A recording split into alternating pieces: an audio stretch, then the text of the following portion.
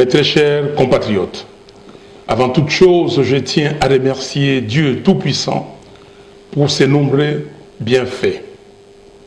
Je présente mes condoléances les plus attristées aux familles qui ont perdu des êtres chers, soit du fait de la Covid-19, soit à cause des poches de violence sur l'ensemble du territoire, particulièrement au Sud Kivu, au Nord Kivu et à Ituri, soit encore à la suite des catastrophes naturelles qui se sont produites dans les différents endroits du pays. J'exprime ma compassion à l'égard de nos compatriotes qui se battent courageusement contre la maladie, ainsi qu'à ceux des Goma et des environs qui continuent de souffrir des effets de l'éruption du volcan de Nyiragongo. Ce 30 juin, j'ai une pensée pieuse pour toutes les victimes de l'intolérance dans notre pays. Depuis 2019, la répression des manifestations a malheureusement fait encore des victimes. Je pense particulièrement à Paluku Kamala Defao, froidement éliminé le 30 juin 2019 à Goma, à Obadi Mouindo, tué à Beni le 23 novembre 2019, à Freddy Kambale, abattu à Goma le 21 mai 2020, et à Mama Fwamba Futila, assassiné le 24 avril 2021. Que leurs âmes reposent en paix. Congolaises et Congolais, le 30 juin 1960, Patrice Emery Lumumba avait déclaré, je cite, « La République du Congo a été proclamée et notre pays est maintenant entre les mains de ses propres enfants. Ensemble, mes frères et sœurs, nous allons commencer une nouvelle lutte sublime qui va mener notre pays à la paix, à la prospérité et à la grandeur. » Fin de citation. Malheureusement, 61 ans après, certains fils et filles du pays ont soldé cette vision de l'indépendance, faisant ainsi perdre à notre pays sa dignité et sa fierté d'antan. 61 ans après, le constat est cinglant. Il n'y a ni paix ni prospérité en RDC.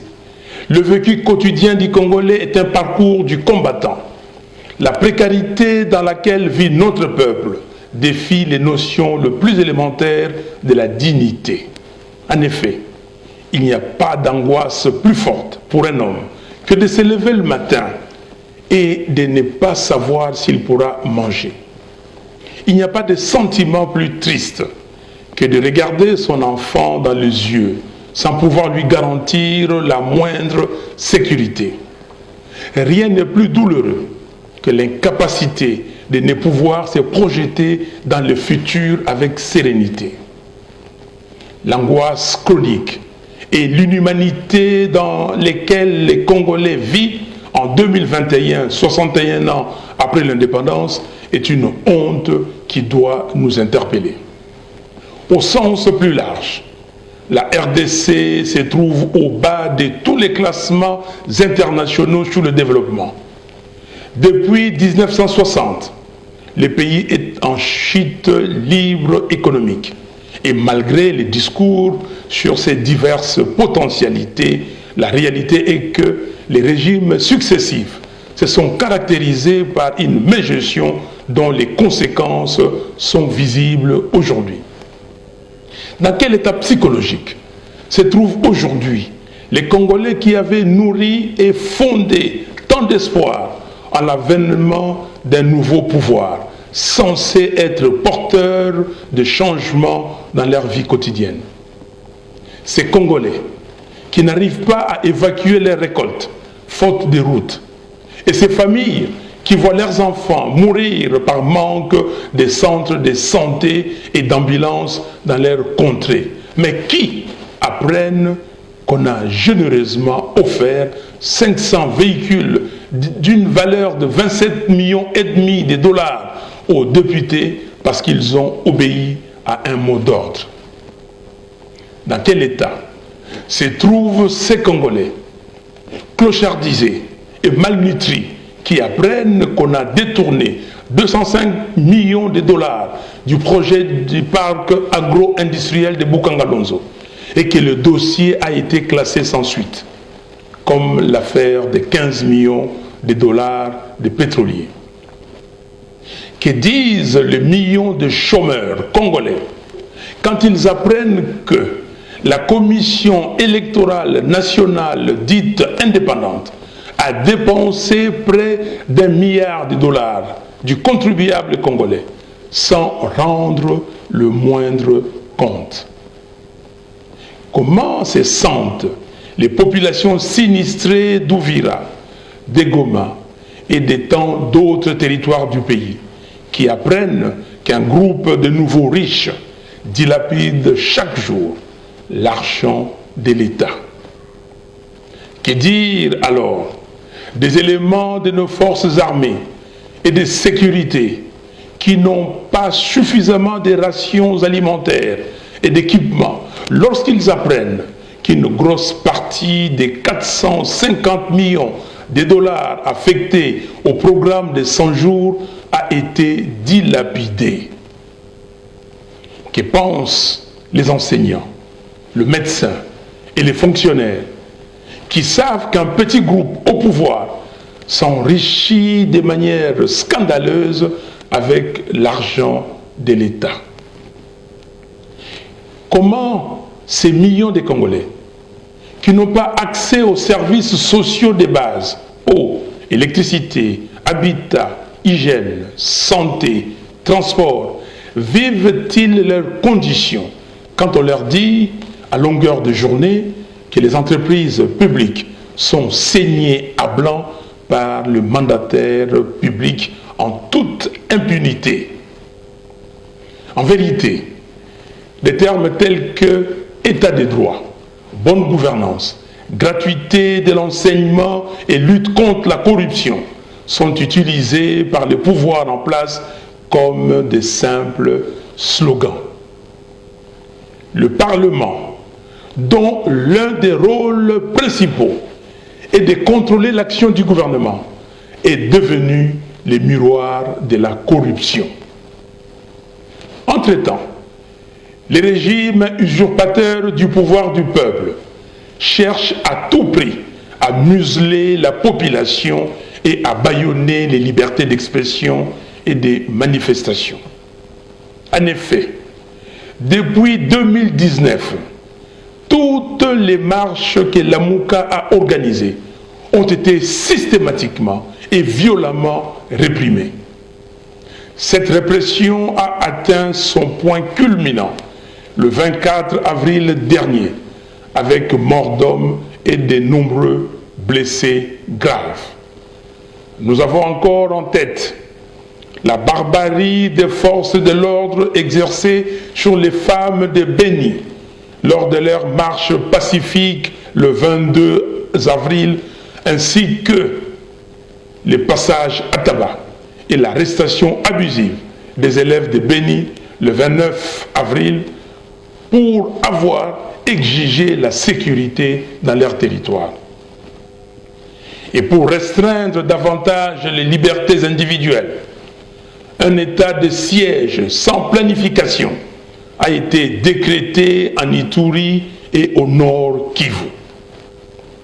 Outre le musellement des voix dissidentes, à l'image de l'arrestation récente du député provincial Jean Bosco Assamba de l'Ituri, il y a derrière cet état de siège une volonté manifeste de créer l'illusion de l'action et de détourner l'attention des vrais problèmes structurels qui minent la sécurité du pays. En effet, il n'est un secret pour personne que notre armée est infiltrée par des éléments étrangers qui la rongent de l'intérieur. Nos vaillants soldats et illustres officiers tels que Mamadou Ndala, Lucien Baouma, Félix Mbouza-Mabé ont payé les prix de leur excellence sur le champ de bataille et de leur détermination sans faille à arrêter les calvaires de nos concitoyens. Ils ont été lâchement assassinés. C'est dans ce contexte que les ennemis de la République, en mal de légitimité et au service des forces étrangères, veulent aujourd'hui déstabiliser davantage le pays. Ils surfent sur la corde tribale, alors que notre pays a, au fil des années, bénéficié de la cohésion nationale et défendu son intégrité territoriale malgré les guerres qui lui ont été imposées. Les paroles du premier président de la République, Joseph Kasavubu, sur la cohésion nationale doivent encore résonner dans nos esprits aujourd'hui, quand il disait le 30 juin 1960, je cite, « Nous ne devons pas oublier que c'est à nous désormais à prendre le relais et à rassembler le matériau de notre unité nationale, à construire notre nation dans l'union et dans la solidarité. » Fin de citation. À cet égard, les milices que le pouvoir en place a créées à Kinshasa et à Lubumbashi sont un danger pour la cohésion nationale. Par ailleurs, après avoir nommé de nouveaux juges à la Cour constitutionnelle en violation de la Constitution, l'on veut rééditer l'exploit de la fraude électorale de 2018 en mettant en place une CENI politisée qui sera chargée d'accomplir la volonté d'un homme. Laissez-moi vous le dire solennellement, cela ne passera pas et le peuple congolais s'élèvera comme un seul homme pour s'y opposer avec la dernière énergie. Dans ce domaine, les réformes institutionnelles dont le pays a besoin doivent se faire de manière consensuelle. La CENI doit être totalement dépolitisée afin d'organiser des élections crédibles, transparentes, inclusives, impartiales et apaisées. Car plus jamais aucune union, aucun front, aucune coalition ne pourra se construire ni prospérer contre la volonté du peuple souverain. Ainsi, je demande que la loi adoptée par le Parlement soit retirée, en attendant que toutes les parties prenantes s'accordent sur les éléments clés de cette loi. D'ores et déjà, j'invite le peuple congolais à se tenir prêt pour sortir dans la rue comme en janvier 2015 afin de barrer la route à toute tentative de nouvelles fraudes électorales. Chers compatriotes, permettez-moi à présent d'aborder un sujet qui est devenu presque tabou en RDC, à savoir la gestion de la pandémie de la Covid-19. Les pouvoirs en place s'est montré incapable de prendre des mesures adéquates pour éviter la propagation du virus. La communauté internationale a octroyé un don de plus de 1 700 000 doses de vaccins à la RDC, mais le gouvernement n'a mené aucune campagne de sensibilisation pour faire comprendre aux Congolais les avantages liés à la vaccination. Résultat, 1 400 000 doses de vaccins ont été redirigées vers d'autres pays africains.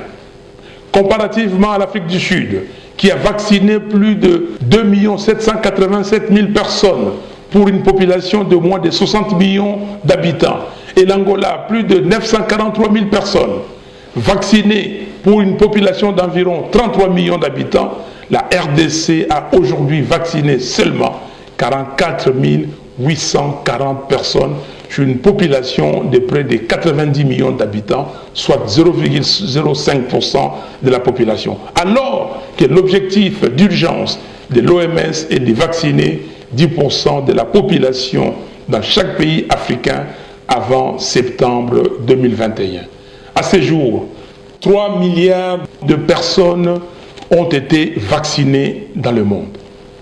J'ai personnellement pris mes responsabilités et je me suis fait vacciner le 10 juin dernier pour montrer l'exemple de sorte que les Congolais m'emboîtent les pas. Car les vaccins offrent l'avantage d'éviter de développer la forme grave de la maladie et surtout de retrouver une forme de vie normale. Chers compatriotes, notre combat pour les années à venir doit consister à poser les jalons qui feront du Congo un pays fort, digne et prospère à la dimension de ses ressources et de sa position au cœur de l'Afrique. C'est ce Congo-là, rêve brisé de nos pères de l'indépendance, que nous voulons construire dorénavant et pour lesquels nous nous battons en entretenant la flamme de la victoire allumée le 30 décembre 2018. Rien n'est plus sacré que le respect de l'expression du peuple traduite dans les urnes. L'onction qui offre la légitimité nécessaire pour conduire une action salvatrice. Sans institution légitime, sans enrayer la corruption endémique actuelle, le développement du Congo restera utopique. Notre pays n'a pas vocation à demeurer une zone d'extraction des ressources primaires sans leur donner une valeur ajoutée. La paix et la prospérité en RDC passent entre autres par le développement des industries de transformation ainsi que des infrastructures de communication, routes, rails, ports, aéroports, pour assurer la liaison entre toutes les provinces et tous les territoires du pays. Nous devons rester mobilisés et éveillés pour que plus jamais personne ne puisse voler le choix du peuple souverain. De la même manière, nous devons rester vigilants et mobilisés pour réclamer l'exhumation du rapport Mapping. Chers compatriotes, nous n'avons qu'un pays. Et c'est à lui seul, à son drapeau, que nous devons allégeance. C'est dont nous avons besoin. C'est un État organisé, avec des institutions légitimes fortes et un leadership responsable et compétent, porteur d'une vision claire de la place de la RDC, non seulement en Afrique, mais aussi dans le monde.